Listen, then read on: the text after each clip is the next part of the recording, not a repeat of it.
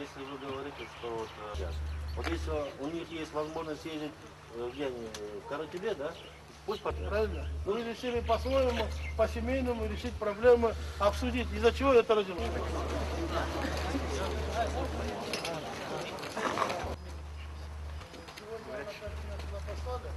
Я вкратце даю такманские ребята. У них изъяли 3 гранаты. Где все там пропало, что там еще, надеяться на... Что... Да там вещи, да пока пришли утром, у меня ни вещи, ничего не осталось. Барахло вон осталось чуть-чуть там. Сейчас детей 10, детей, а дети уже нечем.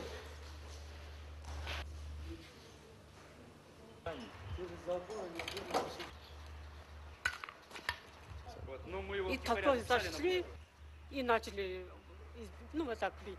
И меня толкнули, у меня вот здесь сейчас синяк. И я без мужа еду, это мать старая он. Там утащили, что могли, разбили, что... Да. Вот видите? Хавань. Хавань. Двери сломали. А пожарные были? Возраст, начиная с 8 лет до 6-5 лет. Пожилые, подростки, лет 40-50. Мужчины, женщины, дети, девочки. Вот.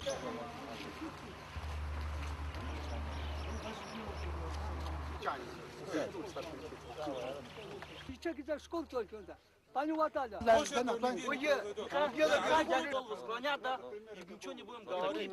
Наболело, С гранатой, с пистолетом, там кто-то выстрелил. Иногда бывает. Просто... Мы же говорим... Не, мы сляг...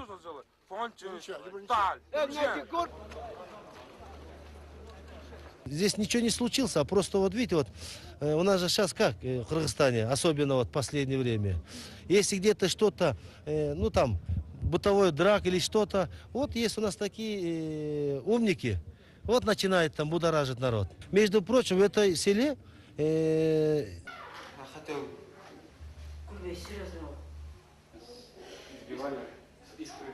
Последний год вот именно с этого села Искры часто поступает с сотрясением головного мозга.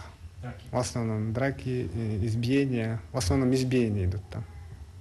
Там, чтобы один человек другого избил, это редко бывает. В основном группа полиции избивает одного или двоих человек.